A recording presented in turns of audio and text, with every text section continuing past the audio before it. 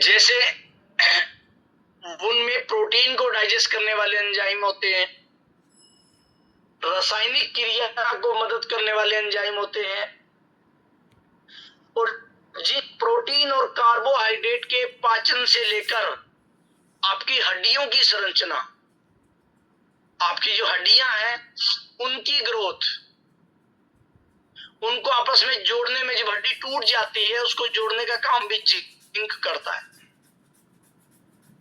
और हड्डियों को बढ़ावा देने में, हड्डियां बड़ी करने में जिंक का विशेष महत्व रहता है। इसके साथ साथ जिंक एक एंटीऑक्सीडेंट के रूप में भी काम करता है। क्या करता है? एंटीऑक्सीडेंट के रूप में भी काम करता है।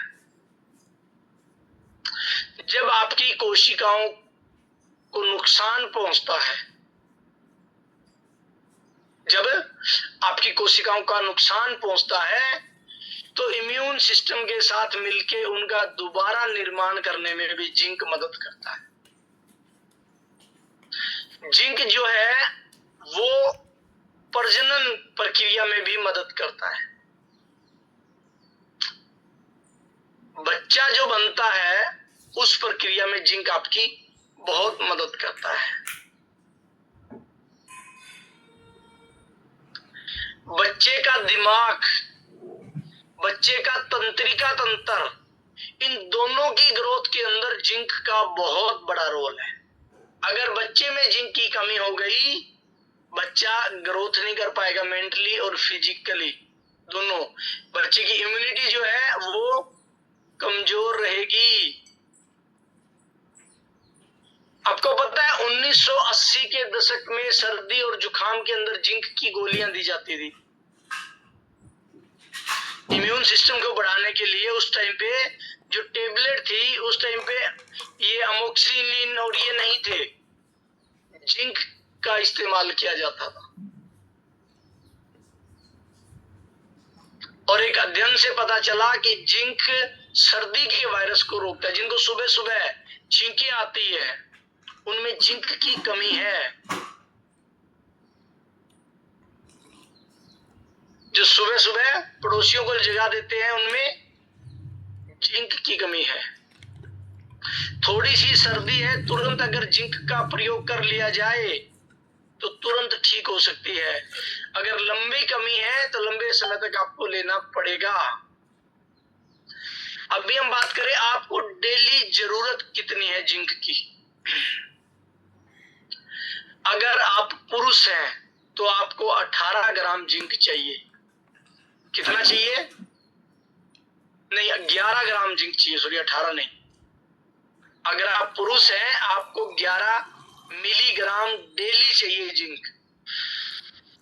अगर आप महिला हैं आपको 8 मिलीग्राम चाहिए जिंक।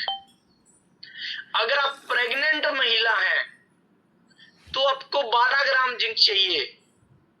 8 आपको और 4 आपके बच्चे को।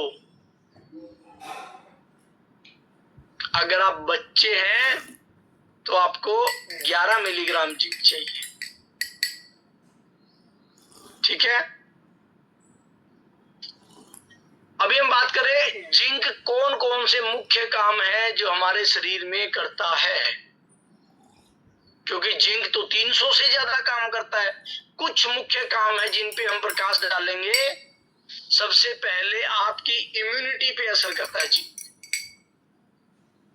अगर आपकी इम्यूनिटी कमजोर है, इम्यूनिटी मतलब रोग प्रतिरोधक क्षमता, हमारे शरीर में 2 तरह के बैक्टीरिया रहते हैं, एक गुड और एक बैड। अगर आपकी बॉडी में गुड बैक्टीरिया कम हो जाए तो बैड बैक्टीरिया की संख्या बढ़ जाती है और उससे आप बीमार हो जाते हैं। तो गुड बैक्टीरिया की संख्या को बढ़ाना आपकी इम्यूनिटी को बढ़ाना है, और बैड बैक्टीरिया की संख्या को बढ़ाना आपकी इम्यूनिटी को कमजोर करना है। जिंक जो है ना, जिंक वायरस और बैक्टीरिया से लड़ने की क्षमता रखता है। ये डायरेक्ट वायरस और बैक्टीरिया से लड़ाई लड़ सकता है। घाव भरने में मदद करता है, चोट लगने पर जो आपको घाव बनता है उसको जल्दी जल्दी भरने के लिए जिंक जरूरी है। आप देखे होंगे बहुत सारे लोगों को चोट लग जाती है, 6-6 महीने घाव नहीं भरता, इसका मतलब उनमें जिंक की कमी है।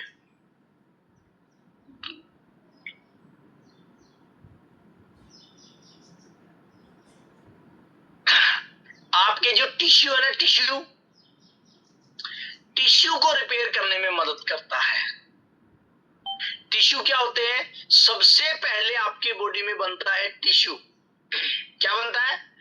टिश्यू।